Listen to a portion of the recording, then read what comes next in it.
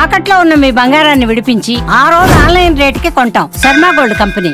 మహిళలకు ఆర్థిక భరోసా అందించేందుకు సీఎం రేవంత్ రెడ్డి వడివడిగా అడుగులు వేస్తున్నారు. ఇప్పటికే ఇందిరా మహిళా పథకం కింద క్యాంటీన్లు ప్రారంభం, ఇటీవల ఇసుక క్వారీల నిర్వహణ బాధ్యతలు, జిల్లా కేంద్రాల్లో మహిళలకు పెట్రోల్ బంకులు, గ్యాస్ ఏజెన్సీలకు ఇప్పిస్తున్న సీఎం తాజాగా మరో శుభవార్తను అందించారు.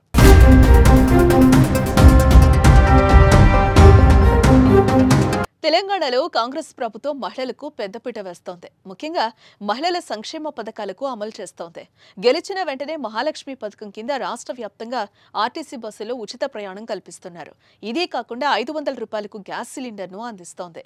మహిళలకు నెలకు 2500 ఆర్థిక సహాయం అందిస్తామని హామీ ఇచ్చింది.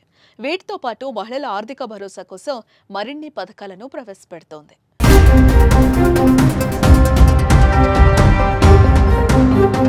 రేవంత్ రెడ్డి గవర్నమెంట్ మహిళల కోసం త్వరలో కుట్టు మిషన్ హబ్లను ఏర్పాటు చేయనుంది.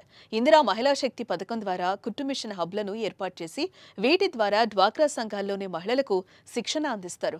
ఒక్కో కుట్టు మిషన్ కేంద్రంలో దాదాపు 50 మంది మహిళలకు శిక్షణ అందిస్తారు. ఈ కుట్టు మిషన్ కేంద్రాల్లో తయారయ్యే వస్త్రాలను ప్రభుత్వ హాస్పిటల్స్ కు పంపుతారు. అలాగే స్కూల్ పిల్లల యూనిఫామ్స్ వంటివి కూడా ఇక్కడే తయారవుతాయి.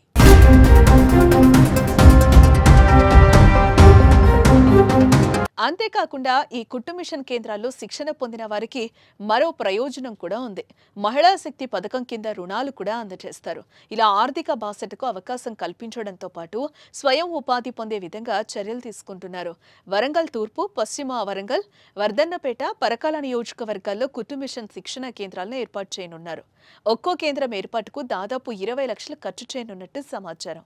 ఇలా ప్రభుత్వం చేపడుతున్న పథకాలను మహిళలకు వినియోగించుకుంటే ఆర్థికంగా చేయూత లభిస్తోంది.